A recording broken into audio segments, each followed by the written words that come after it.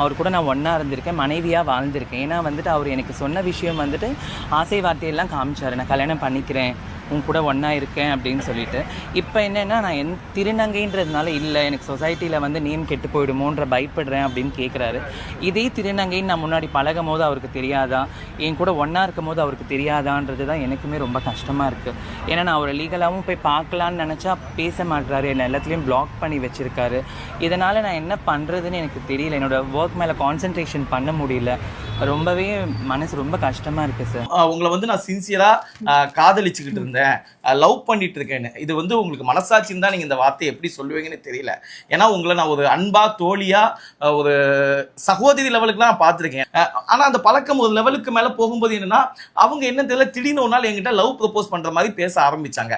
அப்போ இது கல்யாணத்துக்கு அப்புறம் இல்லை, கல்யாணத்துக்கு முன்னாடியே. எனக்கு இதில் துளி கூட உடன்பாடு இல்லை. நான் அதை அவங்கள்ட்டே தெளிவாக சொல்லிட்டேங்க, பார்வை ஷோ எனக்கு வந்து உங்களை கல்யாணம் பண்ணிக்கிறதுல எனக்கு நீங்கள் திருநங்கைன்னு புறக்கணிக்கல, எனக்கு பிடிக்கல, எனக்கு பிடிச்சா தானே நான் கல்யாணம் பண்ணிக்க முடியும், எனக்கு இதில் இஷ்டம் இல்லை, நான் ஒர்க்கில் தான் கான்சன்ட்ரேஷன் பண்ணிட்டு இருக்கேன் அப்படின்னு சொல்லி அப்போவே நான் அவங்களை அவாய்ட் பண்ணிட்டேன்.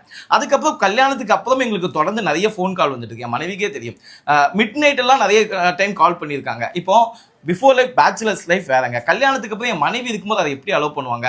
2-3 வாட்டி கால் பண்ணும்போது அவங்களும் சொல்லி திட்டிருக்காங்க நிறைய வாட்டி, ஏன் அவங்க கால் பண்ணுறாங்க, பகலில் வேணா பேசட்டும். அப்போ கூட நான் சொல்லுவேன், இல்லைப்பா நல்ல பொண்ணுப்பா, ரொம்ப கஷ்டப்படுற பொண்ணுப்பான்னு, பகலில் நீங்கள் பேசுங்க, நைட் யாருமே கால் பண்ணுவாங்க. தொடர்ந்து இந்த மாதிரி தொடர்ந்து டார்ச்சர் பண்ணிகிட்டே இருக்கும்போது தான் அவங்கள என்னுடைய வாட்ஸ்அப்பு, இன்ஸ்டாகிராம், என்னுடைய நம்பர் எல்லாத்தையும் பிளாக் பண்ணி அவங்களுக்கும் எனக்கும் சம்மந்தமே இல்லாமல் இருந்துச்சு. ஆனால் திடீர்னு வந்து நான் உன்னை காதலிக்கிறேன் அப்படிங்கிறீங்க.